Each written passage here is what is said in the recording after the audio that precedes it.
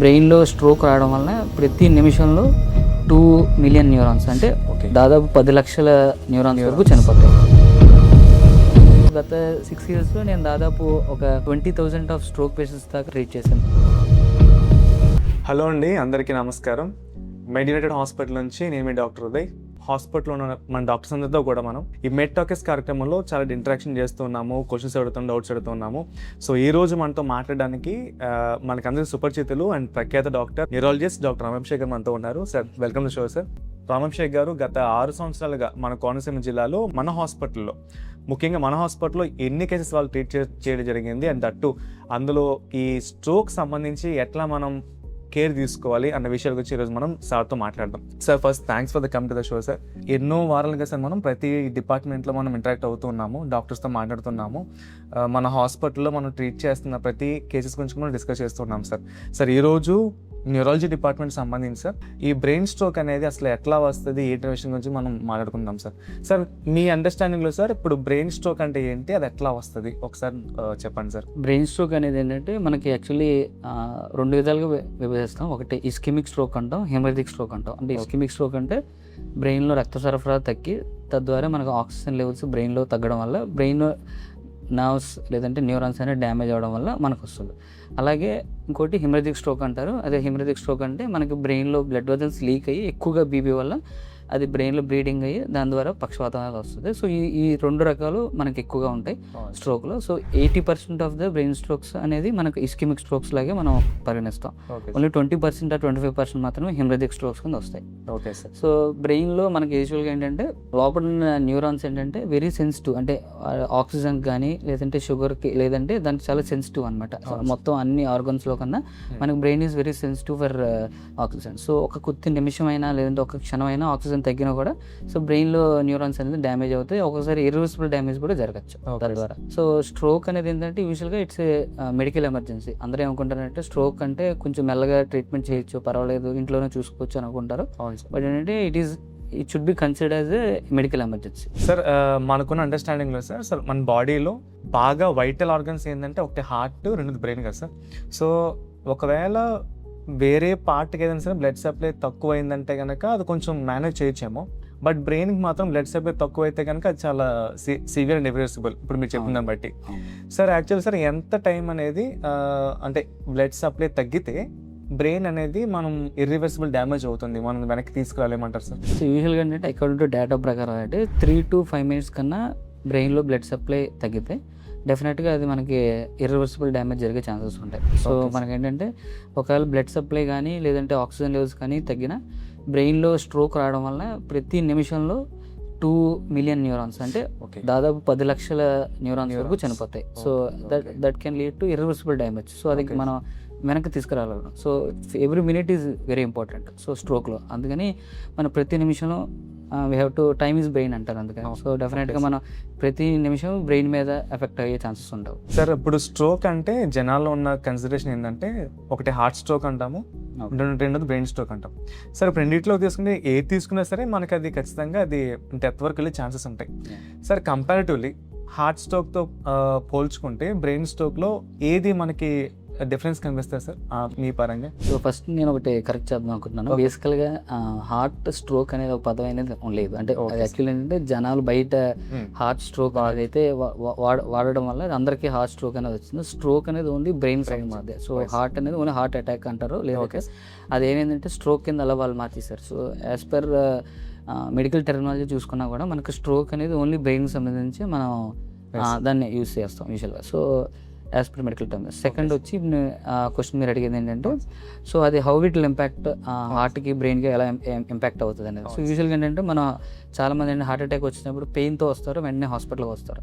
అదే మనకు brain stroke వచ్చినప్పుడు ఏమవుతుందంటే సో కాలు చేయి లాగేయడం అనేది స్లోగా స్టార్ట్ అవడం వల్ల వాళ్ళు ఏమనుకుంటారంటే ఇది మెల్లగా ట్రీట్మెంట్ చేయొచ్చు, హాస్పిటల్కి కొంచెం డిలే చేయొచ్చు అనుకుంటారు.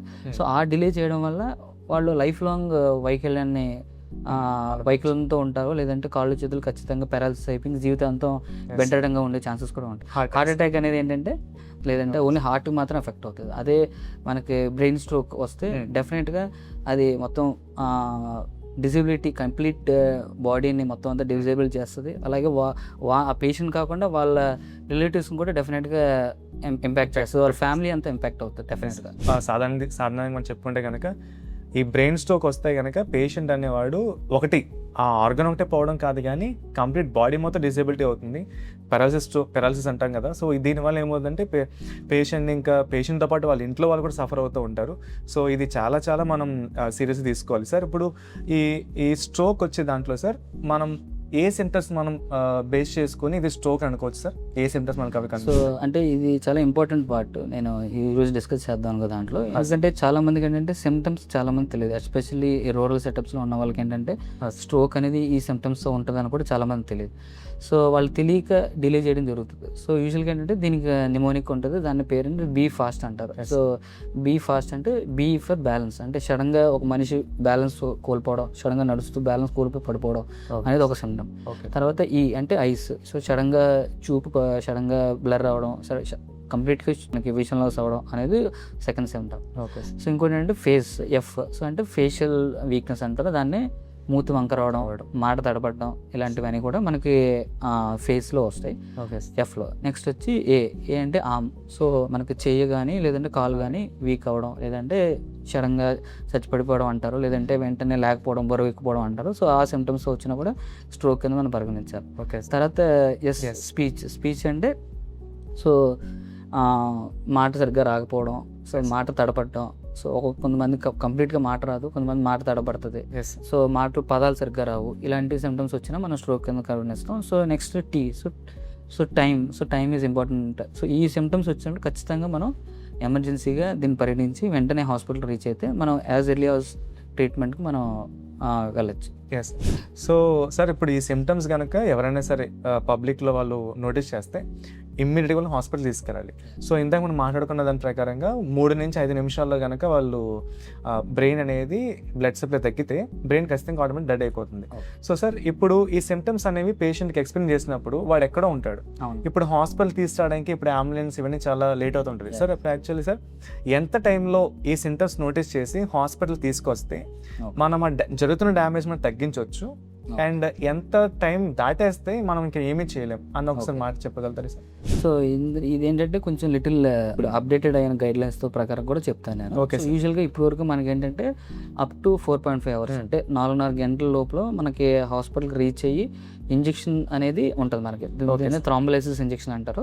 సో ఆ ఇంజెక్షన్ 4.5 అవర్స్ లోపల ఇవ్వాలి. ఓకే. సో పేషెంట్ 4.5 అవర్స్ లోపల రావడం కాదు, ఆ ఇంజెక్షన్ అనేది 4.5 అవర్స్ లోపల ఇస్తేనే మనకి అది రిజల్ట్ అనేది బెటర్గా ఉంటుంది. ఓకే. సో పేషెంట్ నా వరకు అయితే patient has to reach within 2 hours. అంటే వాళ్ళు ఎంత అంటే మన ఇప్పుడు కోనసీమలో చూసుకున్నా, ఈ చుట్టుపక్కల చూసుకున్నా, మన హాస్పిటల్ అనేది with centre for all the rural places. So almost ఏ ఊరు చూసుకున్నా they can reach within 2 hours. So with vehicle. So మనం అలా చూసుకుంటే 2 అవర్స్లో రీచ్ అయితే అట్లీస్ట్ 3 అవర్స్ అయినా రీచ్ అయితే, ఎందుకంటే మనం రీచ్ అయిన తర్వాత మనం సిటీ కానీ ఎంఆర్ఐ చేయాలి. సో దానికి కూడా మనకు టైం కేటాయించాలి. అందువల్ల మనకి విత్ ఇన్ 2 అవర్స్లో వస్తే maybe you can save the brain as much as possible. So ఇప్పుడు రీసెంట్గా మనకి అప్ టు 4.5 అవర్స్ వరకు ఆ ఇంజెక్షన్ అనేది థ్రాంబోలైసిస్ ఇంజెక్షన్ అనేది ఉంటుంది. అది 2 విధాలుగా 2 ఇంజెక్షన్స్, ఏదైనా ఆర్టిప్లేస్ అని అంటారు, లేదంటే టెనెక్టిప్లేస్. సో ఈ రెండిట్లోనే ఏదైనా చేయొచ్చు మనం. కాకపోతే ఏంటంటే ఇప్పుడు మన recent guide lines up to 9 hours వరకు కూడా మనం థ్రాంబోలైసిస్ ఇంజెక్షన్ అనేది చేయొచ్చు. విత్ మనకి బ్రెయిన్లో ఉన్న చేంజెస్ని బట్టి కూడా మనం డిసైడ్ చేయాలి. సో ప్రతి పేషెంట్కి 9 అవర్స్ అని చెప్పలేం కానీ, బట్ మనం ఇప్పుడు కూడా 4.5 అవర్స్ వరకు మనం దీన్ని పరిగణించాలి. సో ఆ 4.5 అవర్స్ వరకు ఖచ్చితంగా రీచ్ అయితే ఆ ఇంజెక్షన్ ద్వారా ఖచ్చితంగా కొంతమందికి నేను ప్రాక్టికల్గా చాలా మందికి రికవర్ చేయడం జరిగింది. అండ్ ఆల్మోస్ట్ ఒక 200 to 250 పేషెంట్స్ దాకా మనం ఈ ఇంజెక్షన్ కోనసీమలో నేను ఇంజెక్షన్ చేయడం జరిగింది. సో చాలా మంది అందులో రికవర్ అవ్వడం జరిగింది అండ్ రికవర్ అయ్యి నాకు ఓపీలో చూపించుకుంటున్నారు. సార్ సో సిమ్టమ్స్ వచ్చిన టైం మొదలు పెడితే కనుక మినిమం ఒక 3 to 4 అవర్స్లో వాళ్ళు హాస్పిటల్ రీచ్ అవ్వాలి. అండ్ రీచ్ అయిన తర్వాత మీరు చేసేది ఏంటో ఇంజెక్షన్ ఇస్తా అంటున్నారు. ఒకవేళ ఆ ఇంజెక్షన్ ఇస్తే కనుక మనం ఎంతో కొంత మనం డ్యామేజ్ మనం మేనేజ్ చేయొచ్చు, ప్రివెంట్ చేయొచ్చు. అండ్ పేషెంట్ని బేస్ చేసుకుని అది 9 అవర్స్ దాకా వెళ్ళొచ్చు. సార్ ఇప్పుడు చాలా మందిలో ఒక భయం ఏముందంటే సార్, స్ట్రోక్ అనేది వచ్చింది, మాకు ఇంజెక్షన్ చేసేస్తే నాకు నయమైపోద్ది అంటూ ఉంటారు. కానీ ఆ పేషెంట్ సిమ్టమ్స్ వచ్చేసి ఒక 2 days బ్యాక్ ఎప్పుడు వచ్చి ఉండాలి, అవునవును. అండ్ వాళ్ళు ఇప్పుడు వచ్చేసి మళ్ళీ ఇంజెక్షన్ చేంజ్ చేసి అంటూ ఉంటారు. సో ఇట్లా మీరు ఎప్పుడైనా ఫేస్ చేశారా, అండ్ అది ఎట్లా మేనేజ్ చేయాలి సార్?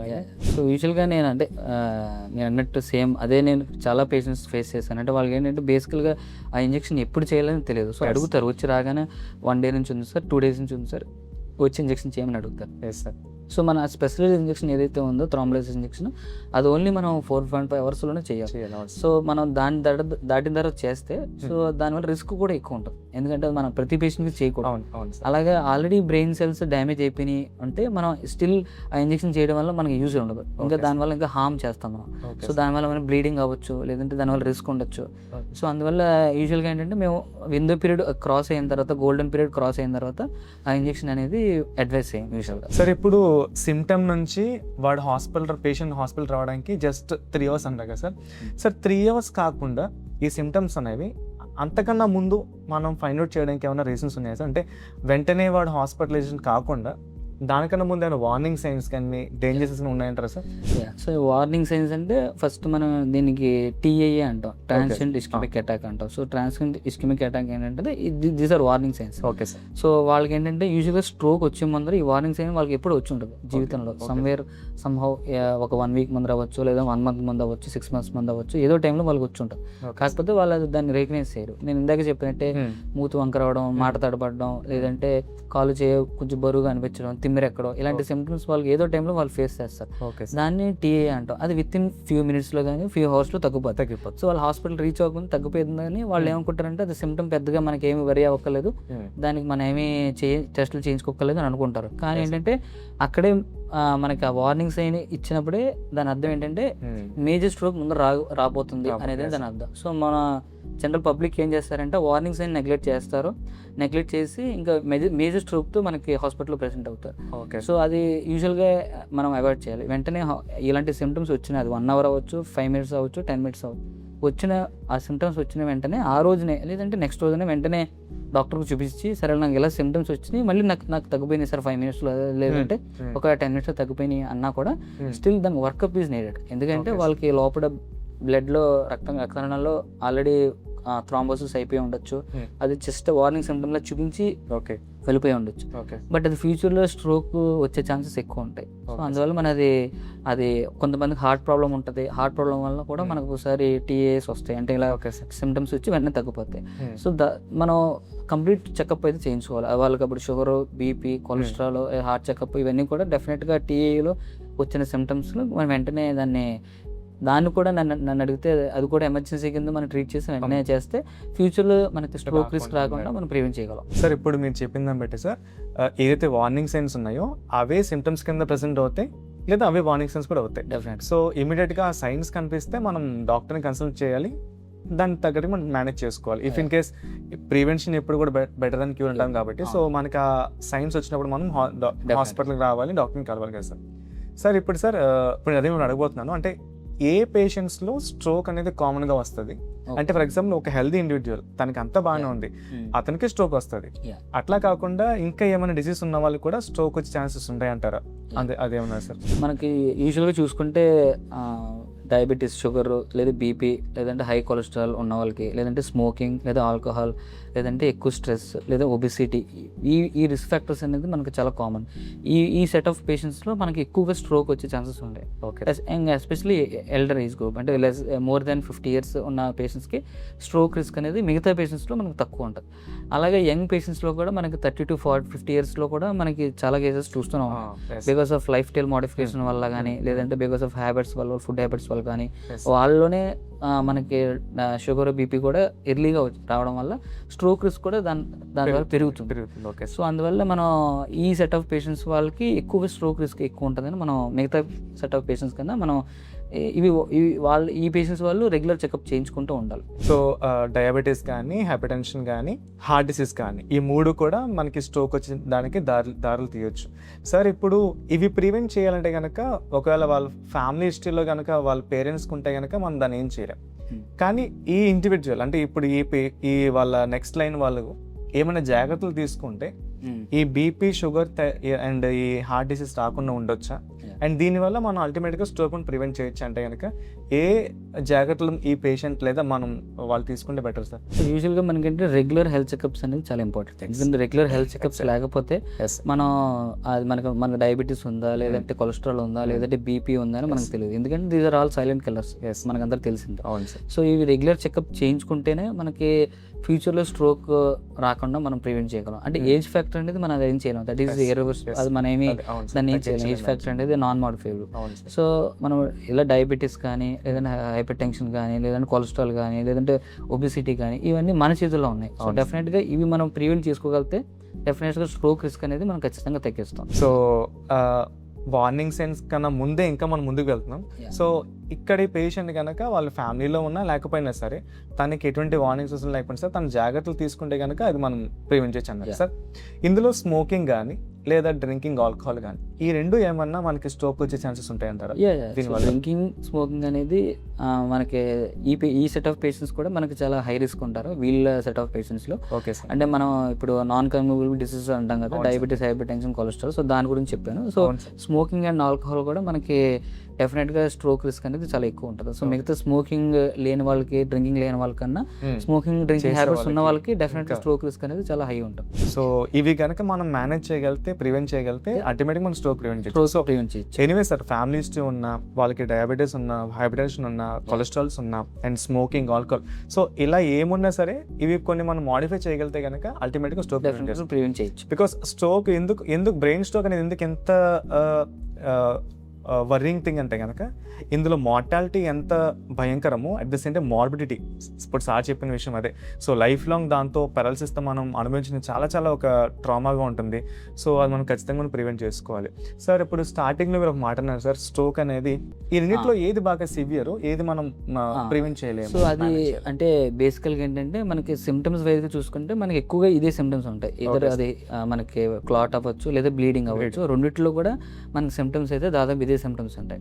కాకపోతే బ్లీడింగ్ అయిన పేషెంట్స్ మాత్రం ఎక్కువగా హెడ్ ఏక్ కానీ, వామిటింగ్ కానీ ఇలాంటిది రావచ్చు ఎక్స్ట్రా, అంతే తప్ప మిగతా సిమ్టమ్స్ మాత్రం ఇవే ఉంటాయి ఆల్మోస్ట్. తర్వాత బీపీ అనేది కూడా రెండిట్లోనే ఎక్కువ వచ్చు. కాకపోతే ఎక్కువ మనకి బ్లీడింగ్ ఉన్న కేసెస్లో బీపీ ఎక్కువగా బీపీ ఎక్కువతో వస్తారు యూజువల్గా. సో అదొకటి డిఫరెన్స్ ఈ రెండిట్లో. సిమ్టమ్స్ వైజ్గా చూసుకుంటే మనకి సేమ్ మూతి వంక రావడం, పెరాలసిస్ రావడం, ఇవన్నీ కూడా సేమ్ అదే సిమ్టమ్స్తో ఉంటాయి. కాకపోతే దీని మేనేజ్మెంట్ డిఫరెంట్. సో మనకి దాని యొక్క ట్రీట్మెంట్ అంటే మనకి క్లాట్ అయితేనే మనం ఇంజెక్షన్ అనేది ఇస్తాం, అదే బ్లీడింగ్ అయితే మన ఇంజెక్షన్ అయితే సో ట్రీట్మెంట్ డిఫరెన్స్ కాబట్టి మనం అది స్కాన్ చేసిన తర్వాత అది మనం ఏ టైప్ ఆఫ్ స్ట్రోక్ మనం ట్రీట్ చేస్తున్నాం అనేది ఇంపార్టెంట్. సో చాలా మంది ఏం చేస్తారంటే ఫోన్ చేస్తారు నాకు, సార్ ఇలా పెరాలసిస్ వచ్చింది సార్, ఇంజెక్షన్ చేసామంటారా అంటే.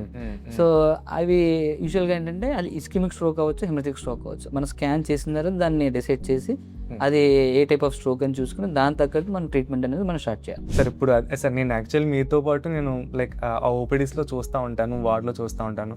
చాలా మంది పేషెంట్లు ఏమంటారు అంటే సార్ ఇంజెక్షన్ చేస్తే నార్మల్ అయిపోద్దేమో, రివర్స్ అయిపోద్దేమో అంటూ ఉంటారు. కానీ అది అసలు ఏ స్ట్రోక్ ముందు తెలియాలి మనకి, అది ఈ రెండిట్లో మనం ప్రివెంట్ చేయగలమా లేదా అని. సో ముందు వాళ్ళకి తెలియాలి ఏ సిమ్టమ్స్ వస్తే ఇది స్ట్రోక్ అవుతుంది, ఎంత తొందరగా నేను రావాలి, అండ్ ఏ స్కాన్ చేయించుకుంటే ఎప్పుడు డాక్టర్ని కలిస్తే ఇది బెస్ట్ అనే విషయం కూడా తెలియదు కదా సార్. ఇప్పుడు మొత్తంలో ఈ స్ట్రోక్ సిమ్టమ్స్ కనుక వస్తే సార్ మీరు ఫస్ట్ లైన్ సార్ మీరు అంటే ఈ స్కానింగ్ కానీ, ఈ బ్లడ్ టెస్ట్లు కానీ మనం చేస్తూ ఉంటాం. కానీ ఈ స్ట్రోక్ అనే సిమ్టమ్ రాకుండా ముందుగానే మనం ఏమన్నా టెస్ట్లు, స్కాన్లు చేయించుకుంటే మనకి ఏమన్నా తెలుస్తుందంటారు సార్? సో అంటే మనకి డాప్లర్ అని ఉంటుంది, కరోటిడ్ డాటర్ డాప్లర్ అని. అంటే బ్రెయిన్లో వెళ్ళే రక్తనాళంలో మనకి ఏమన్నా బ్లాక్స్ ఏమైనా ఉన్నాయా, అంటే స్టెనోసిస్ అంటాం, అక్లూజనర్ స్టెనోసిస్ అంటాం. సో అదేంటంటే యూజువల్గా 50 to 70% పైన ఎక్కువ ఉంటే వాళ్ళకి స్ట్రోక్ రిస్క్ అనేది ఎక్కువ ఉంటుంది. అదే వాళ్ళకి ఒక 20%, 10% ఉంటే అది ఏజ్ రిలేటెడ్ వల్ల వాళ్ళకి మనకి అక్లూజన్స్ కానీ, స్టెనోసిస్ కానీ అవుతాయి. అది కామన్ గానే ఉంటుంది. సో అది ఒక స్క్రీనింగ్ టెస్ట్ లో మనం చేయించుకోవచ్చు. అంటే చాలా మంది అడుగుతారు సార్ నాకైనా స్ట్రోక్ రావచ్చా, స్ట్రోక్ రిస్క్ వచ్చే ఛాన్సెస్ ఉందా అని అడుగుతారు. సో మనం ప్రతి పేషెంట్ కి రాకుండానే మనం సిటీ స్కాన్, ఎంఆర్ఐ అని చేయకూడదు. సో బట్ మనకు వాళ్ళకి రిస్క్ ఉందా లేదా తెలియాలంటే మనం regular checkups like cholesterol, diabetes అవన్నీ చేస్తూ దాంతోపాటు మనం ఈ డాప్లర్ స్టడీ అనేది చేస్తాం. డాప్లర్ స్టడీ ద్వారా మనకి స్టెనోసిస్ కానీ, అక్లూజన్ కానీ అలానే ఉన్నా కూడా మనకి ఇప్పుడు హార్ట్లో మనకి స్టెంట్స్ ఎలా వేస్తారు, అలాగే బ్రెయిన్లో కూడా, బ్లడ్ వెసల్స్లో కూడా మనకి స్టంట్స్ వేస్తారు. సో అవి కూడా చాలా మంది తెలియదు. అంటే చాలా మంది నేను పేషెంట్ చాలా మంది చెప్తూ ఉంటాను, సో యాంజియోగ్రామ్ చేయాలంటాను. యాంజియోగ్రామ్ సార్ ఆల్రెడీ చేస్తాను సార్ అంటారు. సో యాంజియోగ్రామ్ అనేది ఓన్లీ హార్ట్కి ఒకటే కాదు, బ్రెయిన్కి కూడా ఉంటుంది first of all. Okay sir. అలాగే స్టంట్స్ అనేవి ఓన్లీ హార్ట్కి ఒకటే కాదు, బ్రెయిన్కి కూడా స్టంట్స్ అనేవి ఉంటాయి. సో అవి ఒకప్పుడు ఉండే కాదు, బట్ ఇంకో పాస్ట్ 10 years నుంచి మనకి రీసెంట్ అడ్వాన్సెస్ ఉండడం వల్ల సో హార్ట్లో కాదు బ్రెయిన్లో కూడా స్టంట్స్ వేస్తాం. బ్రెయిన్లో ఫ్యూచర్లో స్ట్రోక్స్ రాకుండా మనం ప్రివెంట్ చేయొచ్చు. సో అది డాప్లర్ స్టడీ కానీ యాంజియోగ్రామ్ ద్వారా మనం అది తెలుసుకుంటే తద్వారా మనకి ఏంటంటే బ్రెయిన్లో ఫ్యూచర్లో మనకు స్ట్రోక్ రాకుండా ఉండొచ్చు.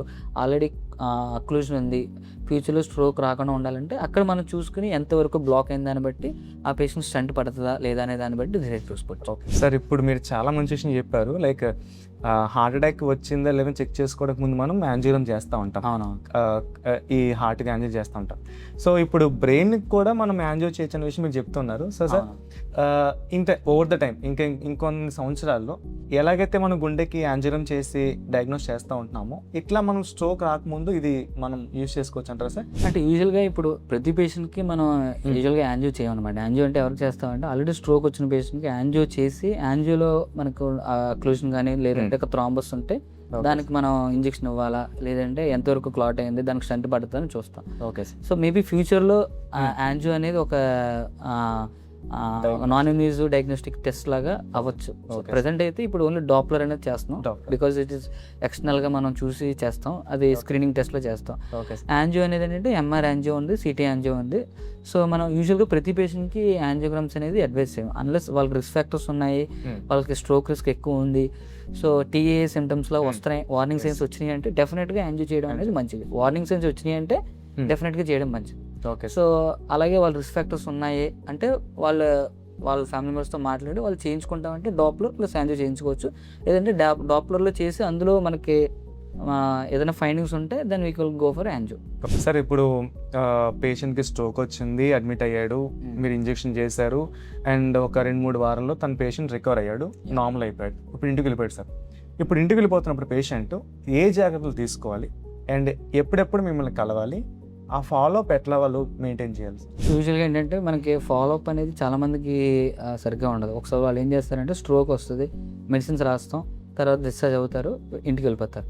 తర్వాత చాలామందికి ఏంటంటే అది ఓకే డిశ్చార్జ్ ఒక 10 days డిశ్చార్జ్ మెడిసిన్స్ 10 days రాశారు లేదా 1 month రాశారు, 1 month వాడేసిన తర్వాత ఆపేయచ్చు అని అనుకుంటారు. But that is actually not correct. So ఎందుకంటే స్ట్రోక్ ఆల్రెడీ ఒక పేషెంట్కి వచ్చిందంటే లైఫ్ టైం రిస్క్ వాళ్ళకి రికరెన్స్ స్ట్రోక్ అంటే రెండోసారి స్ట్రోక్ వచ్చే ఛాన్సెస్ కూడా ఎక్కువ ఉంటాయి.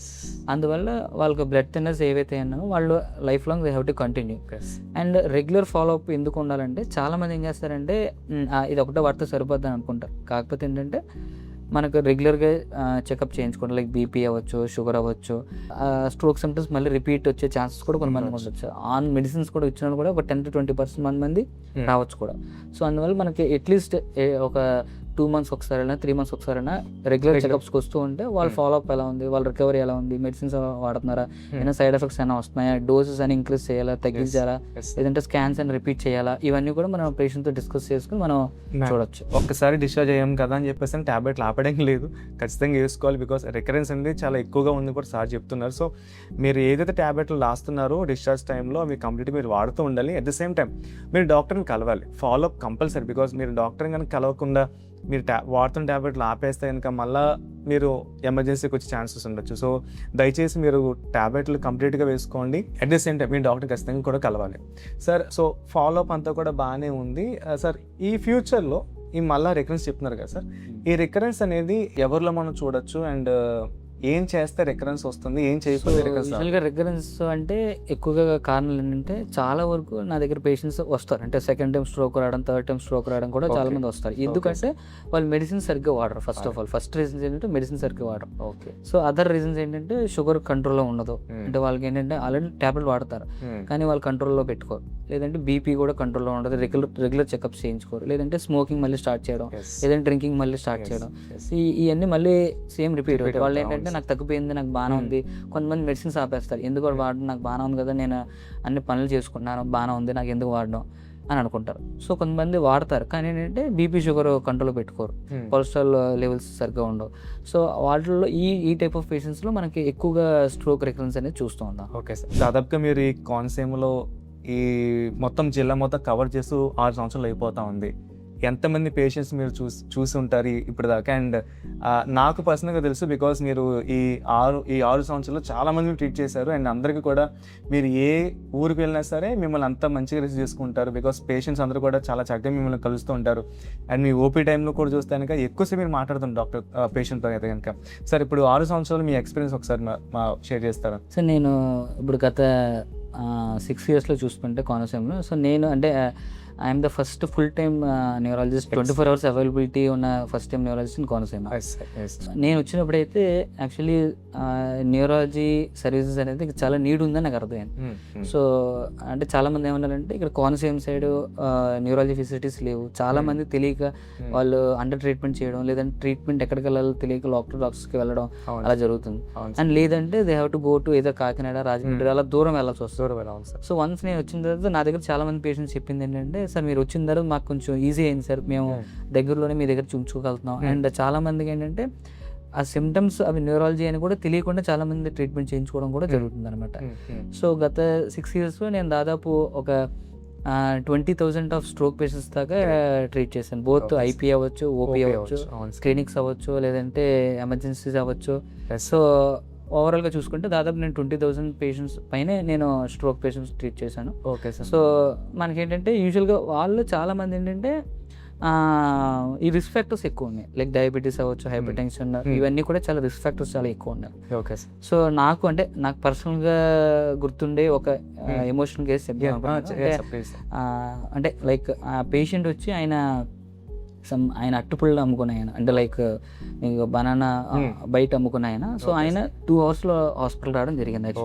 స్ట్రోక్ సిమ్టమ్స్, రైట్ సైడ్ కాలు పని చేయక వెంటనే వచ్చారు, హాస్పిటల్కి వచ్చారు. తర్వాత వెంటనే ఎమర్జెన్సీకి వచ్చారు, నేను చూడడం జరిగింది. వెంటనే స్కాన్ చేసాం, చూస్తే క్లాట్ ఫామ్ అయింది. వెంటనే అంటే ఆయన అసలు కొంచెం కూడా కదలలేకపోతున్నారు, కుడి కాలు కొంచెం కూడా కదలలేకపోతున్నారు. అలాంటి పరిస్థితిలో వచ్చారు. వెంటనే వాళ్ళకి ఇలా ఇంజెక్షన్ ఇలా ఉంటుందని చెప్పాం. వాళ్ళు పాపం ఫైనాన్షియల్గా చాలా ఇబ్బందిలో ఉన్నారని ఆబ్వియస్గా మనకు తెలుసు. సో సమ్హౌ వాళ్ళ రిలేటివ్స్లోనే ఎవరినో మొత్తం మీద వాళ్ళు అక్కడ ఆ ఇంజెక్షన్ అరేంజ్ చేయడం జరిగింది మనీకి. సో ఆ ఇంజెక్షన్ కాస్ట్ మనకి అరౌండ్ 35,000 to 40,000 దాకా ఉంటుంది. సో వెంటనే వాళ్ళు ఇంజెక్షన్ తెచ్చుకోవడం జరిగింది. వెంటనే వితిన్ 2 daysలో పేషెంట్ తన కంప్లీట్ రికవరీ వచ్చేసి. సో ఇప్పుడు కూడా ఆ పేషెంట్ నా దగ్గరకు చెప్తాడు, అంటే నేను ఆ 40,000 ఆ 30,000 గురించి ఆ రోజు ఆలోచించి నేను ఇంజెక్షన్ చేయించకపోయి ఉంటే ఈ పాటికి నేను నా ఫ్యామిలీని కానీ లేదంటే నా ఉపాధిని కానీ కోల్పోదాం అని అంటారు అనమాట. సో ఆల్మోస్ట్ ఆయన అన్నామండి, నేను లాస్ట్ 2-3 years నుంచి నేను 5 lakhs దాకా సంపాదించాను సార్. నేను ఆ 40,000 50,000 గురించి ఆలోచిస్తే సో నా ఫ్యామిలీ రోడ్డు మీద పడదు, నేను కూడా కంప్లీట్గా ప్యారలైజ్ అయిపోయి ఇంకా బెటర్గా ఉంది. సో మీరు ఆ రోజు చేసిన ఇంజెక్షన్ వల్ల నేను రోజు బతికాను, అలాగే నేను నా కుటుంబాన్ని పోషించగలుగుతున్నాను అనేది. సో ఆయన చాలా ఎమోషనల్గా చెప్పారు. సార్ ఐ థింక్ మనం ఈరోజు స్ట్రోక్ గురించి ఇన్డెప్త్గా కంప్లీట్గా మనం ఈరోజు డిస్కస్ చేసుకోవడం జరిగింది సార్. బట్ నాకు డౌట్ ఉంది, మీరు కేవలం స్ట్రోక్ ఒకటి మాత్రమే కాదు, మీరు ఇంకా చాలా కేసెస్ మీరు చూస్తూ ఉంటారు సార్. సో న్యూరాలజీ అనేది ఆ డిపార్ట్మెంట్, మీరు ఏ కేసెస్ చూస్తారో ఒకసారి చెప్తారా సార్? సో స్ట్రోక్ అనేది మనకి అంటే న్యూరాలజీలో కామన్గా వస్తుంది కాబట్టి ఈరోజు మనం స్ట్రోక్ గురించి డిస్కస్ చేస్తాం. అది కాకుండా మనకి ఇంకా చాలా కామన్గా వచ్చే పేషెంట్స్ నా దగ్గర ఉంటారు, లైక్ హెడేక్, లేదంటే తల తిరగడం, లేదంటే పార్కిన్సన్ డిసీజ్, లేదంటే కాళ్ళు చేతులు తిమ్మిర్లు, దాన్ని పెరిఫెరల్ న్యూరోపతి అంటాం, లేదంటే మతిమరుపు అంటే మర్చిపోవడం, లేదంటే కొంతమందికి సంబంధం లేకుండా మాట్లాడుతూ ఉంటారు, అది బ్రెయిన్లో ఉన్న కంప్లైంట్ వల్ల కూడా మనకి అలా రావచ్చు అన్నమాట. కొంతమందికి మజిల్ డిసీజ్ అంటే మజిల్ వీక్నెస్, అంటే కాళ్ళు చేతులు పట్టులు వదిలేయడం, లేదంటే నడవలేకపోవడం, లేదంటే క్రాంప్స్. సో ఇలాంటి కేసెస్ కూడా మనకి కాళ్ళు చేయి లాగేయడం, సో లేదంటే మెడ నొప్పి, నడుము నొప్పి, spondylosis, cervical spondylosis, lumbar spondylosis. So ఇలాంటి కేసెస్ కూడా మనకి న్యూరాలజీలో పేషెంట్స్ చాలామంది వస్తూ ఉంటారు. ఇలాంటి సిమ్టమ్స్ ఏమన్నా వచ్చినా కూడా మీరు న్యూరాలజీ సర్వీసెస్ ఉపయోగించుకోవచ్చు. So brain and spinal cord అంటాం, అంటే ఈ 2 పార్ట్స్ సంబంధించిన డిసీజ్ ఏమున్నా సరే డాక్టర్ గారు మన అవైలబుల్గా ఉన్నారు అండ్ అవన్నీ కూడా కవర్ చేస్తూ ఉంటారు. సో నాట్ జస్ట్ స్ట్రోక్, ఇప్పుడు సార్ చెప్తున్న కంప్లైంట్స్ మీకు ఏమనిపించినా సరే దయచేసి మన సార్ ఎప్పుడు మన కోనసీమలో మన హాస్పిటల్లో మన మెడినేటెడ్ హాస్పిటల్ అవైలబుల్గా ఉంటారు. దయచేసి మీరు రావచ్చు అండ్ మీ సార్ మీద కలవచ్చు. సార్ ఈరోజు లైక్ మనం చాలా డిస్కస్ చేసాము. I'm so happy. నేను మిమ్మల్ని చాలా క్వశ్చన్స్ అడగాలనుకున్నాను, అడిగేశాను. ఐ థింక్ మీకు కూడా చాలా వరకు మీకున్న డౌట్స్ని కూడా మీకు క్లారిఫై ఉండొచ్చు. సో ఇంకా మరిన్ని ఎపిసోడ్స్లో ఇంకా మరింతగా మనం డిస్కస్ చేద్దాం. And thanks for watching. Thank you sir. Thank you.